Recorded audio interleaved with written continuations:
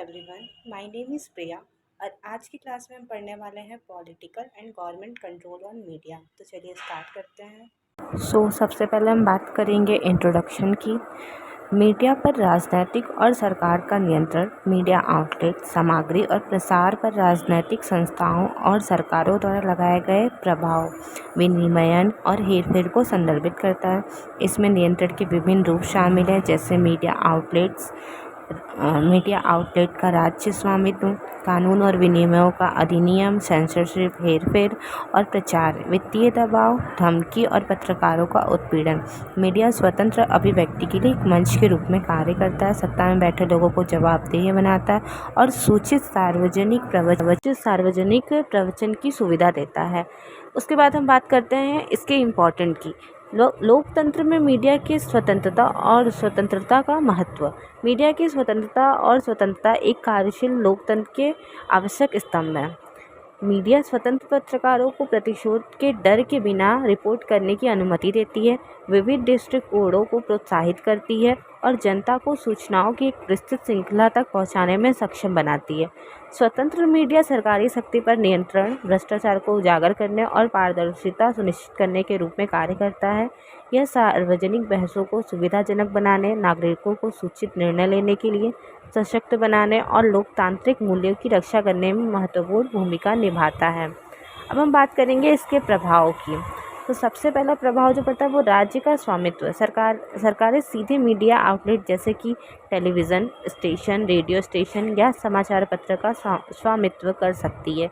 इसमें उन्हें संपादकीय नीतियों, सामग्रियों और सूचना के प्रसार पर सीधा नियंत्रण रखने की अनुमति मिलती है। सेकंड है कानूनी और नियामक ढांचे।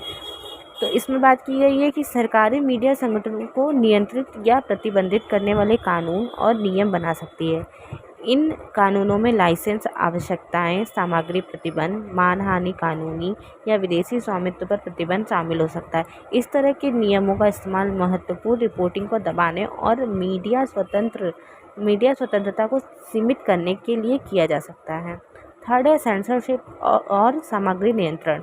सरकारें कुछ वेबसाइट या सोशल मीडिया प्लेटफॉर्मों तक पहुंच को अवरुद्ध या प्रतिबंध करके मीडिया आउटलेट पर सेंसरशिप लगा सकती है।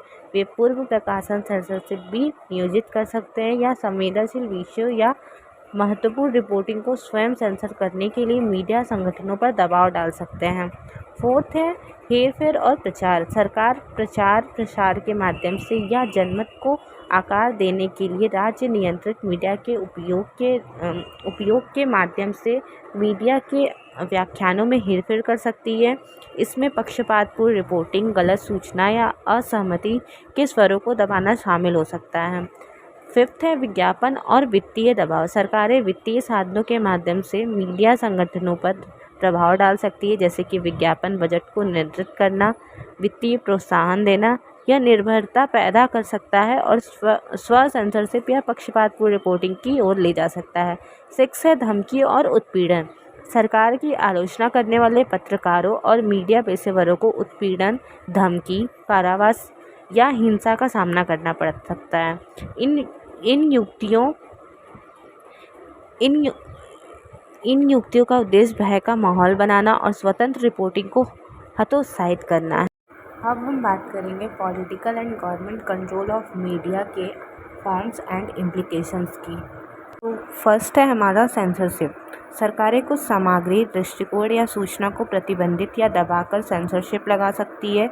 यह प्रत्यक्ष हस्तक्षेप के माध्यम से किया जा सकता है, जैसे कि वेबसाइटों को ब्लॉक करना, ऑनलाइन सामग्री को फिल्टर करना या मीडिया आउटलेट को स्वयं सेंसर करने के लिए दबाव डालना।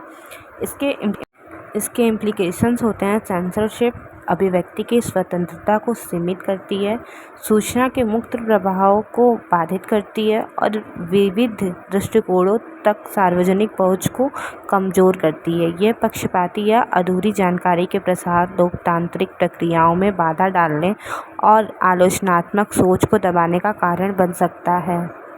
सेकंड है राज्य के स्वामित्व वाला मीडिया।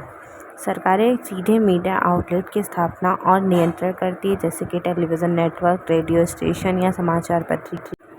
ये राज्य के स्वामित्व वाले मीडिया संगठन अक्सर सरकार के दृष्टिकोण को प्रतिबंधित करते हैं और अपने एजेंडे का प्रचार करते हैं। इसके निहितार्थ है, राज्य के स्वामित्व वाले मीडिया को प्रचार उपकरण के रूप में इस्तेमाल किया जा सकता है, जो असहमति की आवाज़ों को दबाते हुए सरकार के व्याख्यानों को बढ़ावा देता है। यह पत्रकारिता की स्वतंत्रता को कमज़ोर करता है और नागरिकों को उपलब्ध जानकारी नियंत्रित करके जनता की राय में हेरफेर कर सकता है। थर्ड है कानून और नियामक ढांचा। सरकारें कानून और नियम बनाती हैं जो मीडिया परिदृश्य को आकार देती है, जैसे कि प्रेस की स्वतंत्रता को प्रतिबंधित करने वाले कानून, लाइसेंस की आवश्यकता या सामग्री से संबंधित प्रतिबंध लगाना। इन नियमों को लागू करने के लिए नियामक निकायों का गठन किया जा सकता है। इसके निहितार्थ है, प्रतिबंधात्मक कानून और नियम पत्रकारिता की स्वतंत्रता को कम करते हैं, खोजी रिपोर्टिंग को हतोत्साहित करते हैं और महत्वपूर्ण तक सार्वजनिक पहुँच को प्रतिबंधित करते हैं। इस तरह के ढांचे सरकार को मीडिया को नियंत्रित करने, असहमति को शांत करने और जवाबदेही को सीमित करने में सक्षम बनाते हैं। फोर्थ है मीडिया स्वामित्व और समेकन। सरकार एकाग्रता को प्रोत्साहित या हतोत्साहित करके मीडिया स्वामित्व पैटर्न को प्रभावित करती है। वे सहायक व्यक्तियों या कंपनियों को मीडिया आउटलेट हासिल करने के लिए प्रोत्साहन प्रदान कर सकते हैं, जबकि असहमति या स्वतंत्र आवाज़ों द्वारा स्वामित्व को प्रतिबंधित कर सकते हैं। इसके निहितार्थ है, कुछ संस्थाओं के हाथों में मीडिया समेकन दृष्टिकोणों की विविधता को सीमित करता है, प्रतिस्पर्धा को रोकता है और जनता के लिए उपलब्ध जानकारी की सीमा को कम करता है। यह सरकारों को इन संस्थाओं के संपादकीय रुख को प्रभावित करके अप्रत्यक्ष रूप से मीडिया सामग्री को नियंत्रित करने में सक्षम बनाती है। फिफ्थ है विज्ञापन और अनुदान। मीडिया आउटलेट को प्रभावित करने के लिए सरकार वित्तीय प्रोत्साहन, सब्सिडी या सरकारी विज्ञापन के लिए अधिमान्य पहुंच का उपयोग कर सकती है। वे मीडिया संगठनों को विज्ञापन बजट आवंटित कर सकते हैं, जो महत्वपूर्ण या स्वतंत्र आउटलेट से फंडिंग रोकते हुए उनके एजेंडे के साथ संरेखित होते हैं। इसके निहितार्थ हैं, विज्ञापन और फंडिंग में हेरफेर करने से सरकार पर आर्थिक निर्भरता हो सकती है, पत्रकारिता की स्वतंत्रता और संपादकीय स्वायत्तता से समझौता हो सकता है। यह मीडिया संगठनों को निष्पक्ष सूचना के जनता के अधिकार की सेवा करने के बजाय सरकार के हितों के साथ अपनी रिपोर्टिंग को संरेखित करने के लिए प्रोत्साहित करता है। 6 है धमकी और उत्पीड़न। सरकार पत्रकारों या मीडिया संगठनों के विरुद्ध उनकी नीतियों की आलोचना करने वाली धमकियों, उत्पीड़न या हिंसा का सहारा ले सकती है। इसमें कानूनी कार्रवाई, मनमानी गिरफ्तारी, शारीरिक हमले या निगरानी शामिल हो सकती है। इसके निहितार्थ है धमकी और डर और आत्म सेंसरशिप का माहौल पैदा करता है, क्योंकि पत्रकारों को अपनी सुरक्षा और पेशेवर भलाई के लिए जोखिम का सामना करना पड़ता है। यह खोजी रिपोर्टिंग को दबा देता है, आलोचनात्मक पत्रकारिता को बाधित करता है और मीडिया में विश्वास को मिटा देता है। अब हम कंक्लूज़न को देखते हैं। मीडिया पर राजनीतिक और सरकारी नियंत्रण के इन विभिन्न रूपों का प्रेस की स्वतंत्रता, लोकतांत्रिक शासन और जनता की विविध और निष्पक्ष जानकारी तक पहुंच के लिए महत्वपूर्ण प्रभाव हो सकता है। वे पारदर्शिता को कमज़ोर करते हैं, जवाबदेही को सीमित करते हैं और मीडिया के लोकतांत्रिक कार्य को एक प्रहरी और सूचित सार्वजनिक प्रवचन के सूत्रधार के रूप में प्रतिबंधित करते हैं। Thanks for watching this video.